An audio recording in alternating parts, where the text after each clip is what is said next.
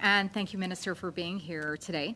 I see you've asked for $486,378 for this 5-week fiscal period for review of the Public Servants Protection Act, and yet you and your government didn't vote in favor of C-290.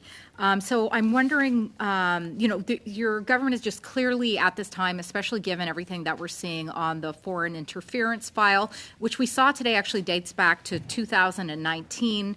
Really just a series of cover-ups. And frankly, I was actually really shocked your Prime Minister didn't suggest an inquiry, because I kind of felt like this is what happened with C-290, that this private member's bill was put forward, and so in a panicked response, you put together this advisory board on the whistleblowers. Why instead? So my point is your government at this point, and in fact, we've seen it in this meeting as well, the closure of debate and asking for the documents around the UK trip. Your government is just on a terrible track record right now of transparency with Canadians, and Canadians are waking up to that. We saw that in question period today, where your Prime Minister sadly had to try and use so many tactics that we've just seen before, time and time again, in terms of trying to deflect to perhaps errors my colleagues have made, or tactics on International Women's Day, which we've seen before. Why didn't you just support C-290, and will you commit to more transparency, Minister?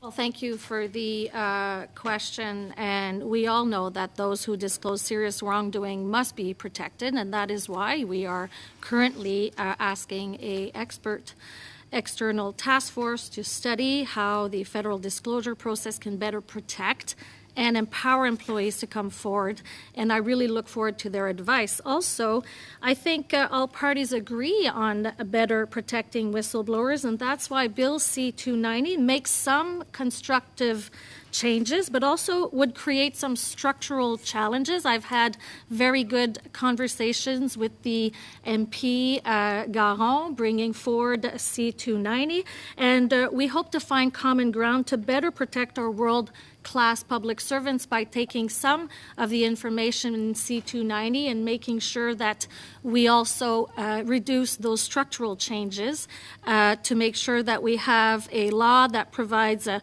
secure and confidential process for disclosing serious wrongdoing in the workplace, and also protection from acts of reprisal. Thank you, Minister. And I appreciate more of that information on the, I don't think that it is the protection of whistleblowers by this government.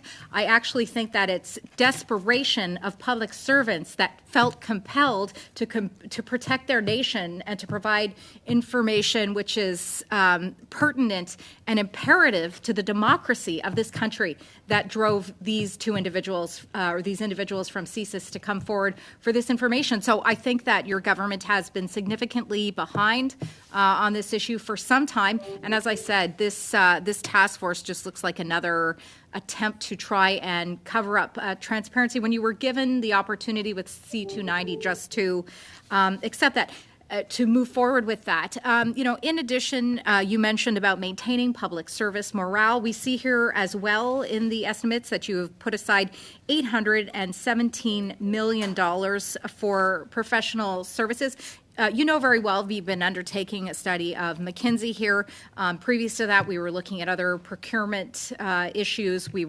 There has been a call to study other agencies outside of McKinsey. So why then do you continue to undermine public servants who are sitting with you here today even, and provide another $817 million for consulting firms? So in addition to transparency, which I believe your government is failing on, you're also failing in terms of the public service morale. And frankly, it's showing in the numbers that we've seen recently in terms of support at the lowest place historically that I can remember in both private union support and public union support, Minister Fortier. So what do you have to say to that regarding the amounts put aside for consulting services, professional services? Thank you. Well, thank you for that question, and we know that we have a very ambitious agenda. We have been supporting Canadians on many matters, and we need to do that with the public servants, and they are doing a great job. We also need to complement their work to make sure that we deliver on that ambitious agenda, and that is why, for example, we need to complement that work with IT, for example, and that is where much of the outsourcing will be to help us make sure that we deliver for Canadians. As you know, over the past decade, the percentage of government expenditures for professional services has remained relatively consistent to the growth of the public service. Therefore, it's important to show that we are continuing to make sure that that is still consistent with the outsourcing that we're doing. Yeah, well, thank you, Minister, again. What I'm seeing consistent across not only the Treasury Board, but also across the entire government, starting from the top, is a consistent lack of transparency, a consistent effort to put your trust in the public service and not the protection of the whistleblowers as well, Chair. Thank you. That is your Thank you, time. Minister. Before we go to Mr.